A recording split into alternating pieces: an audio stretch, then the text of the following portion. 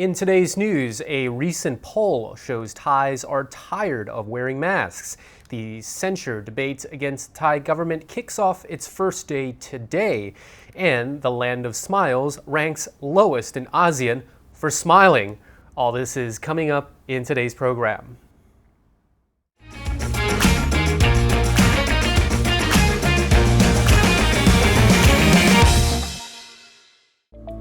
Thailand News Today is brought to you by 5-Star Marine. You're watching Thailand News Today, bringing you the latest top stories in Thailand and beyond. My name is Jet Gunther, and in our first story, a new poll shows that Thais are tired of wearing masks and prefer to skip the inconvenience in many instances. The poll was conducted by the Department of Health Service Support to judge people's feelings about the relaxed COVID restrictions in Thailand now. 7,500 people responded to the opinion poll that was conducted between June the 17th and the 30th, with nearly two-thirds of respondents saying that they were certain places that they prefer to no longer wear their masks. When asked about these specific places Thai people do not want to wear a mask, entertainment venues were the top answer. While wearing masks in public places and outdoor areas has not been required anymore since late June, many still chose to keep their masks on, more so in light of increased infections after the long holiday weekend. The poll focused on two main questions. Do you still wear your face mask? 63% prefer not to wear a mask in certain locations. 36% prefer to continue to wear a mask, and 1% prefer to never wear a mask. What place do you not wear your mask anymore? 12.5% said entertainment venues, 10% said cinemas, 10% said shopping centers, 9% said markets, and 9% said public transport. In the latest of the long list of things the Thai government is angry about, today the government hit back at a recent Gallup Global Emotions poll that placed the land of smiles as the least smiley country in ASEAN. Singaporean media platform Southeast Asia Stats posted a Southeast Asian country that treats people with a smile poll on its official Facebook page last Sunday, saying Thailand was the bottom country, while Indonesia was the globe's top nation. The poll revealed that Indonesian visitors experience smiles 90% of the time. Gallup Global Emotions 2022 surveyed more than 120,000 participants aged above 15 years old from 122 countries all over the world. Thailand placed behind all of its ASEAN neighbors, where 77% said they experienced smiles in Thailand. Still not that bad. Thailand's low ranking surprised many people. Some agreed that the Thai people did not smile as much as they expected. Others said they were surprised that the kingdom lost its polling position. On the other hand, a number of Thai netizens commented they were not surprised, adding that they could not smile because of the country's political and economic situation, maybe also because everyone has their masks on. The countries with the highest positive experiences were Panama, Indonesia, Paraguay, El Salvador, and Honduras. The countries with the lowest positive experiences were Afghanistan, Lebanon, Turkey, Egypt, and Nepal. Thailand's deputy spokesperson for the Prime Minister's office, Traisuri Traisaranakul, refused to accept the survey result, saying the objective of the survey should be to investigate negative and positive emotions together with stress and worries among the global population. According to the report, negative experiences of people worldwide have increased. People are worried about war, inflation, and the pandemic. Traisuri added that Thailand is a top destination for tourists. Thai smiles and kindness are aspects drawing tourists to the country and the reason it is named the Land of Smiles. Choose your trip to your favorite island with 5-Star Marine. Go to 5starmarinephuket.com. The first day of the no confidence debate saw some fiery exchanges between the Prime Minister and the opposition MPs, goading him on his record and his time as Premier. Prime Minister Prayut Chan-o-cha fended off accusations of corruption and economic mismanagement in a televised session of the parliament. This is the fourth censure motion brought against the Prime Minister and his government, this time targeting 10 of his cabinet MPs as well.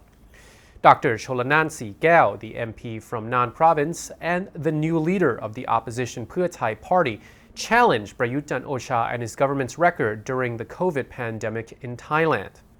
He accused the Prime Minister of mishandling the Thai economy, leading to rising costs and his failure to improve the economy for ordinary Thais. He also stated that the current government had extended its borrowing limits each year of its governing and said that large businesses had grown, but most Thai people become poorer. He went further to accuse the Prime Minister of using government money to buy votes in exchange of their support of the 17-party coalition by investing in their provincial funding and projects.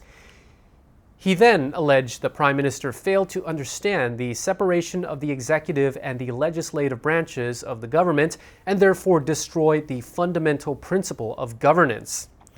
PM Prayut responded with accusations about Pheu Thai's links with the former Prime Ministers Thaksin Shinawatra and Yingluck Shinawatra. He challenged Pheu Thai to bring the two former Prime Ministers, who are both in exile, back to the country to solve the country's problems. Prayut hit back, saying, "I know you may admire some people who previously held this position and praise them for doing a better job than me. That's fine, just bring them back if you can." Well, twice the military has taken over the government from the Shinawatra-led elected governments, Thaksin in 2006 and his sister Yingluck in 2014. Prime Minister Prayut went on to defend his government's performance, saying, "My government has steered the country hit by one crisis after another towards economic recovery.